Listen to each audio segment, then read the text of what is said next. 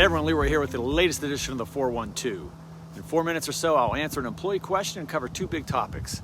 This month's question comes all the way from the land down under from Cassy Threadgate, our accounts officer at our CMC Mayfield plant.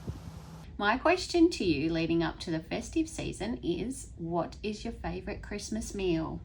Well, Cassy, you're making me hungry just thinking about it. My sister Cheryl always hosts for Christmas and has a wonderful spread of items I look forward to every year. The centerpiece is always the traditional Christmas ham. Since my brother-in-law and my wife both work for competing meat companies, there's always the rivalry of who has the better hams. Now, I'm personally not a huge ham person, but my sister also makes a fabulous lasagna, which is one of my favorite meals any time of the year. And of course, the sides are every bit as important as the meal, and sometimes we have regular pierogies, sometimes it's poor man's pierogies, of which there are many different recipes of that floating around the internet. And also can't forget the baked pineapple, deviled eggs, and my aunt always makes a great antipasta salad. But don't even get me started on the homemade wedding soup. Yes, it's way too much food, but we're all grazing throughout the day. Thanks for the question, Cassy. Hope to see you in January when I make my way to Australia. Now on to the first of our two big topics for this month. Over the course of the last year, you've heard us talk a lot about the record-breaking performance of our Utility Industrial Products group due to strong demand as a result of evolving infrastructure needs. Well, now others are talking about it as well.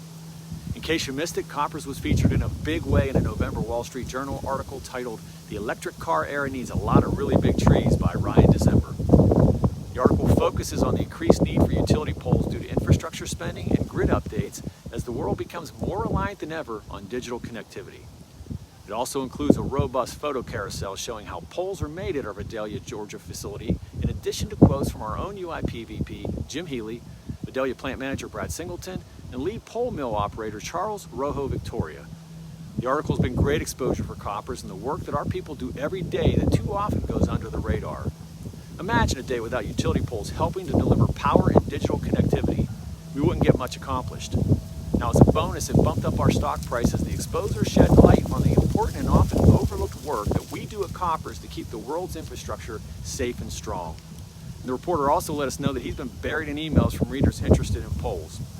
I always knew our business was fascinating, but it's great to know many others are seeing it that way as well. And even though Koppers doesn't sell directly to consumers, raising our visibility is still important as it helps us attract new talent, customers, and investors.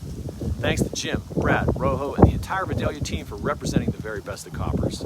My second big topic this month covers the stock performance of Koppers thus far this year. Now, famed investor Warren Buffett often refers to one of his mentors, Benjamin Graham's famous quotes that goes something like this: "In the short run, the market is a voting machine, but in the long run, it's a weighing machine." Now, how does that apply to Koppers? Well, in the short run, investors' decisions are driven by emotions and opinions. People buy or sell Koppers based upon their perception of the company, the economy, and other factors where each trade is in effect a vote for or against Koppers.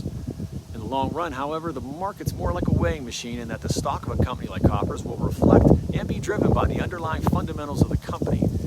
That's why it can be frustrating to see the value of Koppers disconnect from its historic trading multiples over the past 5 years, while our underlying fundamentals have improved year in and year out. Well, that's where patience comes in. As of the filming of this video, our stock price is up over 50% for the year and up over 100% over the past 5 years. That is the weighing underpinned by our continuously improved fundamentals. In the middle of that 5-year time span, the stock has seesawed up and down, sometimes violently. That's the voting that's driven by worries brought on by the pandemic, wars, the oil markets, inflation, etc. Now, throughout, we stay consistent to our purpose to protect what matters and preserve the future by keeping the world's infrastructure safe and strong. And despite the stellar performance that I mentioned, we remain undervalued by just about every objective valuation metric, which means there's more weighing to be done.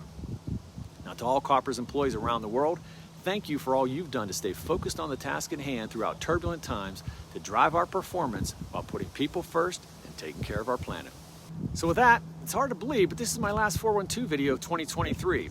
Although you will see me one more time in December for my annual year-end message where I'll review the many accomplishments that we've achieved together this past year. Thanks for watching to learn a little more about what's happening across the organization. We've covered everything from sustainability and innovation to financial performance to football predictions, favorite movies, and more.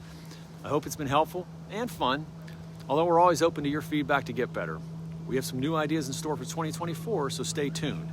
Now, I'll finish things off by saying thank you for another wonderful year and wish you all a very happy holiday season.